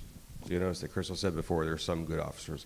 Most of the brave men and women that I know that serve want to go home, want to protect, said I do at the altar and entered into that profession to serve and to protect. And they were mortified. They were angry that it was a reflection on them, much like I think that I hear from teachers when a teacher is caught with some sort of weird thing on their computer or doing something. They're like, oh, this should not reflect on the reflection. But I'm going to go back to something that Eric said, because Eric and I have said this before. And this is really, really, really, really important. And I ask this of every 7th and 8th grade class that I speak to. So this goes to solutions. When you're asking me what the solution is, there's one thing that can be done legislatively. There's one thing that has to be done. I don't care if your community is rural or urban, if it's black or it's white, it's Hispanic, whatever it is. And I don't know where Denise grew up. I don't know where Queen Brown grew up. I don't know where you grew up. But I assure you, wherever you grew up in the United States, you knew your neighbor when you were 10 years old. And they knew you. And they knew your mom. And you knew 2 doors down and 3 doors down. And they said, I'm going to tell your mother. And they meant it because they cared about their own community and they cared about you. And you could knock on their door during a travesty or an emergency, something completely out of the ordinary, and they would take you in and they would feed you. My kids think I'm weird because wherever we move to, I say, I want you to go to each and every single door, knock on the front door, and introduce yourself. It worked out one time because they came back, they're like, Miguel Cabrera, the baseball player, lives 3 houses down. So then all of a sudden it was, but I'm serious. We don't know our own neighbors. So when I talk to, and this is important, because there are all kinds of movements or organizations and groups and all this stuff, and they get money pumped in and they march and they do all this. But I got a 19-year-old on a Zoom call with 100 Zoom people, and I'll be like, hey, listen, you right there, Sarah, I see here in this Zoom. I see there's a window right behind you. Do you know your neighbor that lives across the street? No. Okay, you're on the Zoom call. You got a T-shirt, you got the hat, you got the literature, the clipboard, you're marching, you're doing this, and this is so important to you, but you can't make a human connection with the person who lives across the street? If the person across the street screams bloody murder, you're going to make sure your door is locked, not swing it open and go see if they're okay. That doesn't take the legislature, but let me tell you what does. Finally, ESPN, of all groups, did an article after George Floyd was murdered. It's like, listen, stop with, celebrities and athletes going to see their city mayors and city council members. They make ordinances, not laws. Stop going to the White House to have, Kuma Matata conversations and drink beers and all that stuff. That's not where the laws change. All of these tragedies that you see, whether it's police, whether it's on each other, are state actions. This is all state law. Whether it's Watts, Newark, doesn't matter. It's state action upon each other and upon other people. That's where it is. I didn't speak at the march because the conversation wasn't surrounded or didn't become and didn't morph into anything that was constructive. And I didn't mean to cut you off before be disrespectful when you said about the county money and the county this and the county that. Those are ordinances. If I prosecuted you, it was under state law. If I evict you, it's under state law. If I foreclose on you, it's under state law. If I carry a firearm, it's under state law. Go to your state legislators. Don't waste time, go right to them. We don't have these slush funds. This is also what I always like to tell the public. Last year, I paid $5,000 to Crime Stoppers when Alana Washington was shot and killed when I was in Tallahassee. I didn't get that from my state account. That came out of my pocket. But you'll see billboards and people handing out Publix gift cards and all that. That's not their money. They put their face on it. Curly's house last year when they had food for me in bags, I paid for it. It doesn't come out of some county or city funds. We don't have those. We make the laws that control the quality, safety, and health and your freedom. Go to your state legislators. Rush to them. Part of my role is government affairs, external affairs, with part of its lobbying. I've certainly seen the impact of, I'd say, a bolus of activity of residents knocking on the doors, relatively speaking, emailing, calling our lawmakers on the local and state level, and it does change the needle. And I tell you, even in my role at FPL, I'll spend more time dealing with overgrown vegetation or what I'd say more minor issues in more affluent areas. I don't get calls from the gardens and other areas like that where we don't use the voice that we are given to affect change in our community in so many ways. So I appreciate your comment. Senator Pizzi, you have a brief comment? Yeah, I want to make a very brief comment about marches. Are they effective? Sure. Is your mic on? I probably did. Is it on now? Okay. I've participated. I had the opportunity to participate in marches through the 15 years. My son's been dead. It'll be 15 years in October. And I've had the opportunity to participate in a lot of marches as it relates to gun violence and even other issues. I've traveled, been to Washington and, Liberty City, Overtown. It doesn't matter. But when it comes to marching, I feel that marching are effective. And the marches that I've had the opportunity to participate in, usually before the march is usually the last part of a process. Because some of the marches that I participated in, we would meet, we would organize and come up with a goal, a message, to spread a message. So it may not have immediate effect, but to be visible within the communities, you have people, the marches that I've participated in, you have people that will line up, those that may not know what the march is about. And they'll ask questions. Why are you marching? Why are you out here? It's an opportunity to exchange information. And educate and create awareness and tell them how they too can become a member and get questions. Is this also your concern?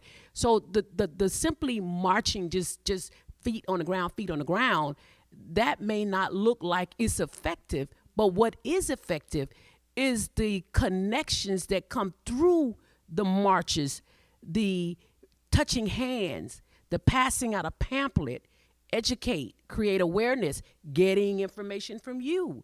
So it does have an effect. Even when they marched during the civil rights era, they organized first. They went from house to house, state to state. So you got a plan. And it's not the physical march, but it's actually the outreach. Pettis Bridge. They had a specific goal in mind, right? The Voting Rights Act, I believe it was, right? So I understand. So you say marching can be used effectively within a broader strategy. You have a brief comment, and then we're going to move on to the last question here. Marches is that they were marching unified for a unified purpose. Crystal is much too professional to say it, but when it came to her march, fortunately, she had asked me to set up some of the Zoom calls when they were organizing, and I wasn't part of the organization, but I was setting up the Zoom, so I used my account, and so I could hear some of the stuff while I'm letting them do the Zoom, and I would pick up little pieces, and finally told Crystal, this ain't your march anymore, okay. My advice, and she doesn't mind me saying, was cancel the whole thing. Okay. However, she wanted to continue doing that for the families because it wasn't about her. However, when it came time to the march happening, it became about all of these other people. So it wasn't about her, nor was it about those families. You follow me? So, hijacking the march for publicity, to look like you're doing something. Many of these people don't really care about the other people that are affected. And I hate to even say this, and again, not talking about anybody here, but some of the mothers have found a way to attempt to sell the death of their children. Okay. We've had some circumstances where people have wanted, to use, the Chief Jimmy Brown Show platform, and I'm sure you've probably had the same thing on your show, where they've wanted to use the platform to demand things. We need help with the burial. Okay, well, I'm a planner in real life, so if you tell me you have a goal, I'm gonna help you try to reach that goal. So if I go and say, okay, this person's going to help you by doing this. You need a church. Okay, this church is going to let you use church. Oh, no, that's not big enough. I need to have the Taj Mahal church because it's just the optic. It's got to be better. That church that's going to give it to me free, I need you to find somebody to give me the money to pay this church, because that's when you start to look and say, well, what is this really about? Is it really about your child's death, or is it about what you can get from it? And unfortunately, some folks, they may have that loss, but they're looking at also what they can gain from that loss. And it's sad to say, but I've experienced that.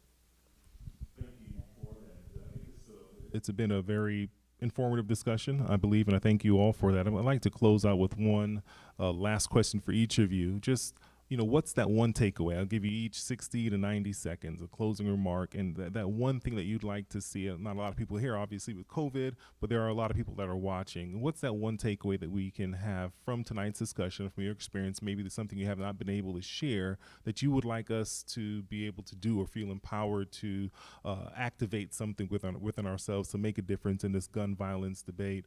I'm going to start with Senator Pizzo, and we'll work our way down. 60 to 90 seconds on that final takeaway. Sure. Every one of us are to blame for crime and for lack of public safety. Denise, you did nothing wrong to lose your child. And you should never think that, or anyone should ever think that. We're all responsible for it, the entire community. And to Eric's point, I've been asked for, if I had honored the requests of family members who have been victims of violence in Miami-Dade County in the last 10 years for their requests, I would have given away $30 or $40 million. However, I'll say this. If something happened to my child, all bets are off the table. I've lost scrutiny, care, concern. Everything I loved and everything I cared about is gone. So I don't blame the moms. I blame myself in as much as I wish there were more hours in the day to spend in other neighborhoods and with other families. But my wife has told me on more than one occasion the past decade that I spend more time with the kids. She's calling right now. I spend more time helping to raise kids in neighborhoods and not my own kids. And she means Overtown, she meant Liberty City. I'll call you back. The takeaway is this. There is solutions and there are remedies. The very tough love question is the following. How much of what people consider to be rights or abuse or invasion of privacy are we willing to give up? Do you or do you not think that a 12-year-old who's on Facebook with a firearm, do you think I should be able to knock on his door or not before he shoots himself or somebody else? We all somewhat abide by a speed limit, but it's the balance of what we're willing to give up as far as injury and death on the roadway in exchange for an efficient commute to work. If the speed limit was only 10 miles an hour on I-95, nobody would die. Society's not willing to put up with that inconvenience. So we're willing to raise the threshold of what we're willing to accept. I don't want my kid to die. I don't want another person's kid to die. I think it's okay if we knock on a door and say, what's up with this?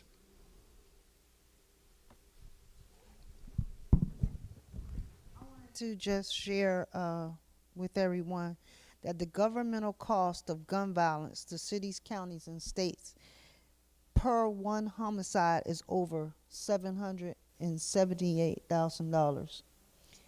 I would like to see the ARP funds go to communities, urban black and brown communities, to small grassroots organizations who know firsthand how to help these families and work to reduce gun violence. I'd like to see some of those funds, just a small percentage of those funds to go in those communities.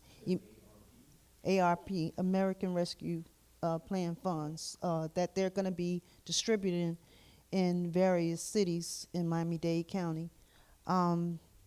Just imagine if some of those funds would go to those organizations in those cities, how much the gun violence can be reduced. I'd like to see those funds being spent instead of waiting until someone is murdered and they have to spend over $700,000. First, I want to thank everyone for allowing us to speak on this issue. It's never enough time to speak on it. Takeaways. I want us to stop being selfish of each other. Stop fighting each other. Stop hating each other. I want us to start supporting each other. You know, support goes a long way. I want us to, know the values of Black lives. Black lives don't matter if we killing each other. Know the values of Black lives. I want to see us, come together and, most importantly, vote. We have to get involved in our community and vote. If we don't vote and get the right leaders in leadership, we will be stagnant. We will be where we are today. And for us fighting, you never know when it can happen to you. No one's, no one understands. No one would have known that these mothers would have lost their child. No one would have known that my brother, the mother of his children, would have lost each other. So, it's so important for us to know the values of life. And, if you know a child that's struggling, if you know a child that needs something, that has no love, no father figure in their home, assist that child. You don't have to be a father to be a parent to a child. You know, and the last thing, I want to see more men. I want to see more men to stand up in the communities, because there's too many mothers doing this alone. And it takes the father. The fathers play a big part in these young men's lives. A lot of these kids that's doing these shootings don't have a father. They're not in a household. They don't have the love. We're not telling them how much we love them. So lack of love, we need to see more of it. And you know, I want our leaders, you know, pay attention. You know, it's not always about the cameras and the money. I really and truly, you know, I really pray that we all vote. There's a lot of change that needs to be done. And I just want to thank Senator Pizzo. He's definitely one that I've just met that's really been standing on the backside and really been very supportive and fighting for because it's not a racist issue, but he's been fighting for the African Americans. But he can't do it by himself. We got to do it with ourselves and each other. So again, you know, we definitely got to start supporting each other. When it comes to stopping gun violence, again, I am a proponent for kids going to be kids. They're going to find guns. They're going to learn about them. They saw these two kids that learned how to put together a rifle on, by watching YouTube videos, and went out and started shooting at the police. That's, again, nobody showed them. They thought taking the gun apart and putting it away is going to keep them from it. Kids look, they find, they search. I don't care what, you can put it in a safe. They're going to figure out what the combination is. Okay, they're going to play with it till they crack it open. So, or find the key. So teaching them something that they're going to be curious about is, to me, the best way to get them to leave it alone. When it comes to funds, the problem with a lot of our political people having those funds to be at their discretion on what organization to give it to, they're typically going to give it to the organization going to supply them with the votes, or to silence. You know, I've seen organizations that were advocating for the community suddenly go dark and silent over getting $25,000. Okay, because they got a couple dollars, you don't hear from them anymore. They're no longer in the paper. They're no longer marching. They're no longer saying a word. Okay, so we're for sale for cheap a lot of the time, and you shouldn't start an organization if you're not going to follow the rules. If you become friends with whomever, tell your friend that I like to say, tell your friend that their zipper's down, or their skirt or their slip is hanging. If they're not doing right, you gotta tell them, hey, you're my friend. I can love you, but you're not doing right by the community and by the people. This is what you need to do. Otherwise, I have to do what I have to do. And that's really one of the biggest things. And if you're going to give money to these, again, I agree with giving money to the community organizations, but they have to have measurable outcomes. You can't just give money because this is who you like or they're your friend or whatever. What are they doing with that money, and what is the measurable outcome for the use of those dollars? And if they're not doing something that's going to benefit and better the community, don't give them the money. Period. Thank you.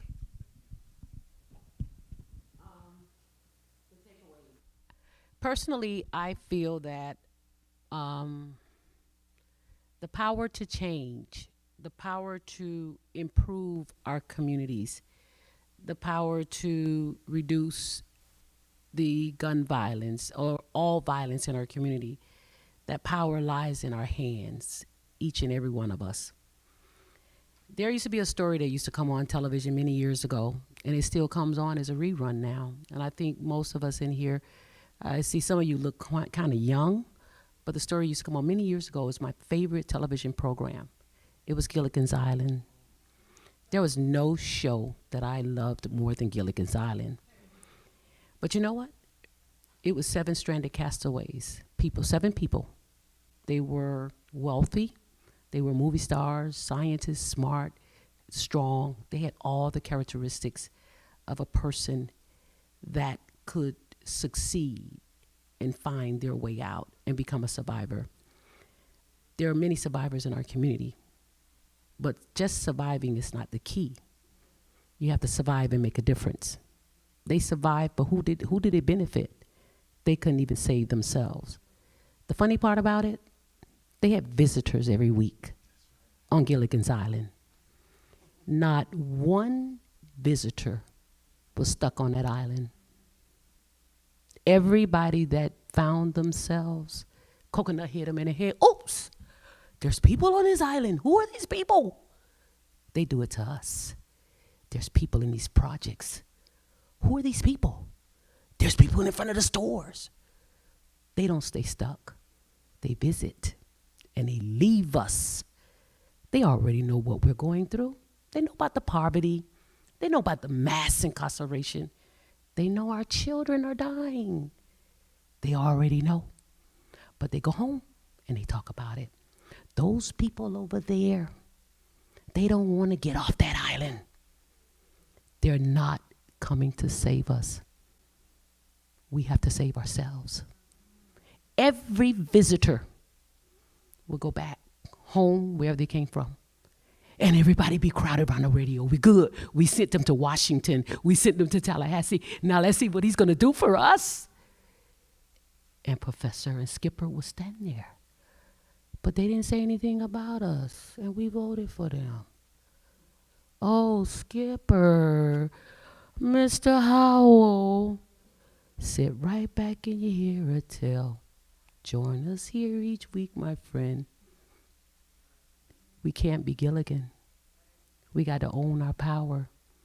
Just as they come into our community, like you said, they find resources. Why can't we use those resources and build our vessel and save our children and save ourselves? They're not coming to save us. Take that.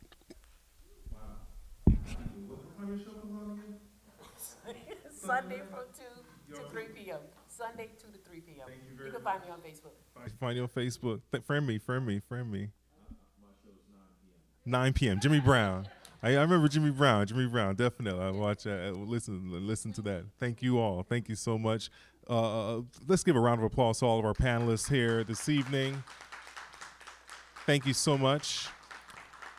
I'm inviting Chris Simmons to the mic for brief closing remarks. Chris is a principal of one of our local schools here in Overtown, I guess, Care Academy, and it's Care Elementary, and it's right across the street from Miami Rescue Mission. He's doing a great work in terms of really investing and pouring into the lives of our young people, many of whom are disadvantaged. So, Chris, I'll turn it over to you for some closing remarks.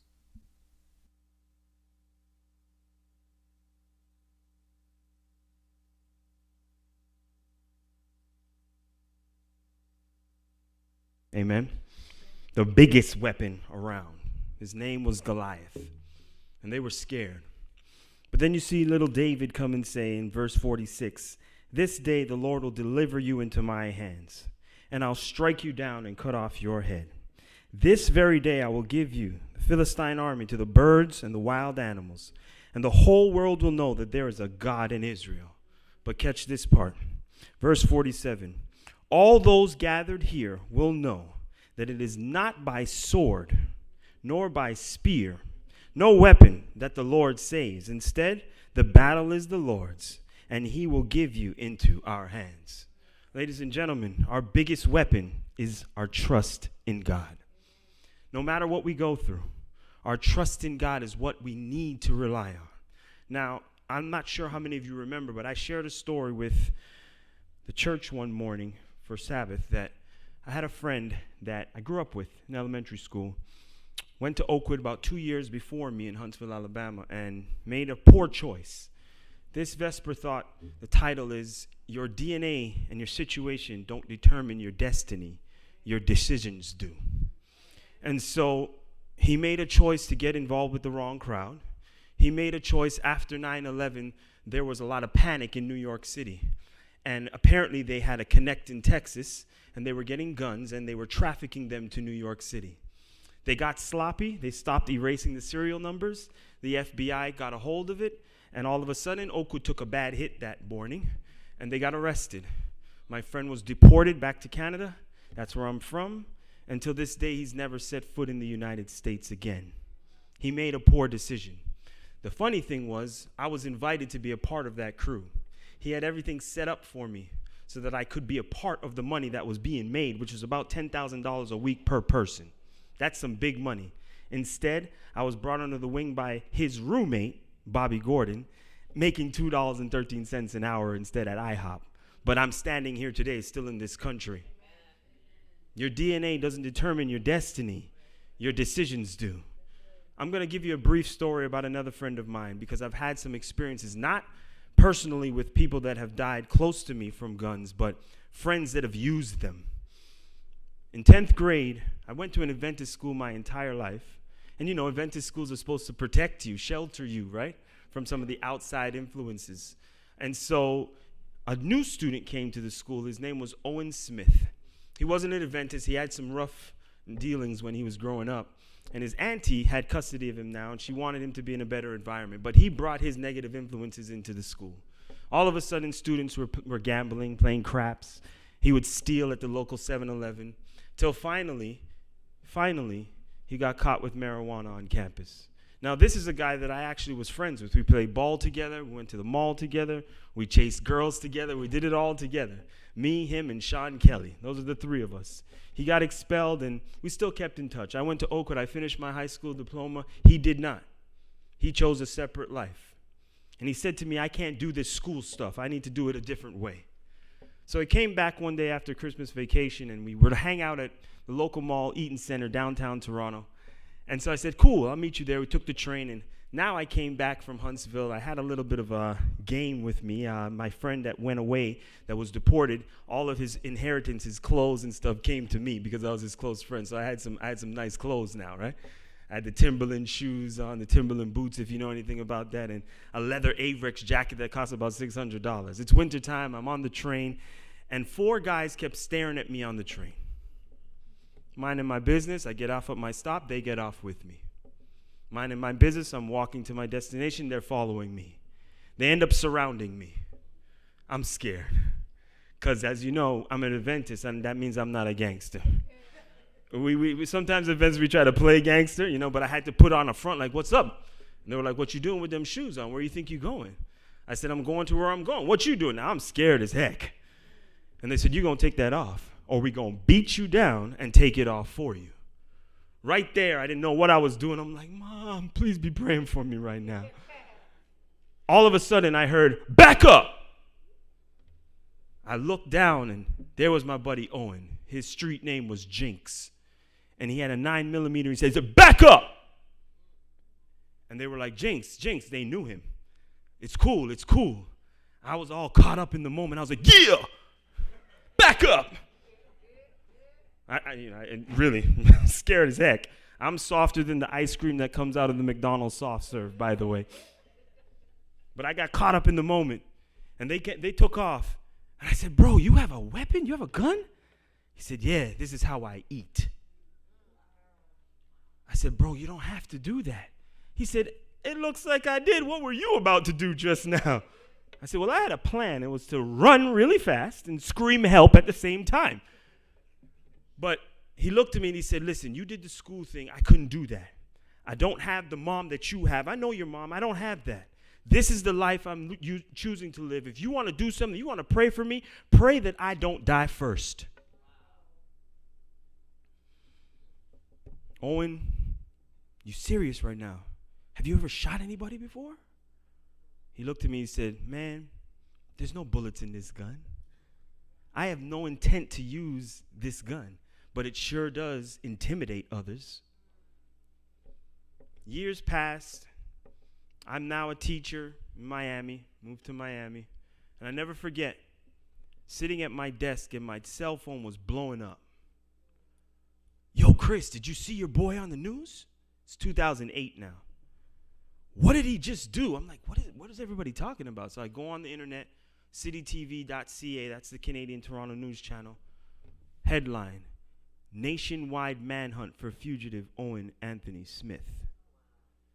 Apparently, the guy in 2001 that said he had never used it was just to intimidate, ended up fatally shooting 6 times in the head, Abdakamir Aman, caught on camera. Two gentlemen in the winter ran into the local apartment building. The door was locked, and you seen him. And I kind of remember it on the video. You seen him 1, 2, ba, ba, ba, ba, right there. And I remember saying to myself, oh my goodness, his life is over. Believe it or not, friends, we all have a choice to make. And I'm not going to sit here and say who's right and who's wrong when it comes to your choice with a weapon. But as Christians, we have a job to do, not to force the issue either. Amen? We have a job to do to advocate for our children and those that have been victims to gun violence. But we talk about solutions. And I look at my friend, and it started in high school. Probably before that. And I see this panel here at this church, and before we get to the prisons and before we get to the high schools, we talk about solutions, we need to do this in the elementary schools. Because it's the elementary schools where they're being influenced. Every single rap song, every single song that they watch on music videos and that they hear is promoting what? Gun violence. It's cool. And so this man right here took a time out to speak to my kids, kindergartners, right? Kinder through 6th grade. And how impressed were you with those kids when you spoke to them? I was impressed by you because I was very happy to see how happy and content and comfortable that they were. They were vocal, they articulated. Amen. I was impressed by June 2nd, 8:30 in the morning. Yeah, 8:30 in the morning. But he took the time to influence, to inspire some children. And I know it might seem like they're 3rd graders or 2nd graders. The statistic says 66% of students that don't know how to read by the end of the 3rd grade end up dropping out of high school and committing some crime and end up in prison. Mercy. My friend lost his life. The weapon that he thought would help him eat, that's what he said, this helps me eat, ended up putting him away. Friends, we're Christians. This is a sensitive situation, but I think we can all agree the common denominator. The battle of police brutality, the battle of gun violence is not yours, it's the Lord's. Amen.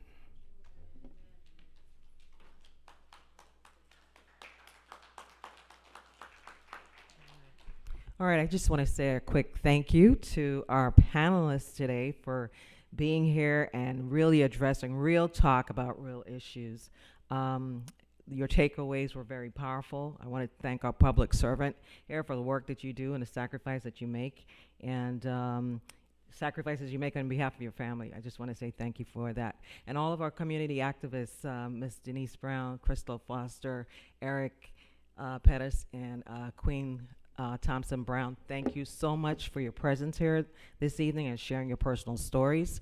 I want to thank as well our technical team. I want to thank Mr. Chris Simmons for the Vesper Thought. And last but not least, I really want to thank our moderator this evening, for Brother Baldwin English, for moderating this profound topic. So at this time, we'll end with prayer, and we'll have Sister Dominique Diambois. Just a few little announcements. Next month, we're going to be having September the 11th. We're going to be having a Pure Reality Day, and we're going to be dealing on the issue or talking about hope in this pandemic period. Also, to another critical topic that we'll be addressing on November the 20th is about mental health. It's going to be dealing about mental well-being, when mental health steps out of our own person and it starts to affect everybody else. And then in January, we're also looking at addressing human trafficking. So please stay tuned and keep our ministry in prayer. And thanks again for your presence here this evening. Let's just bow our heads for prayer.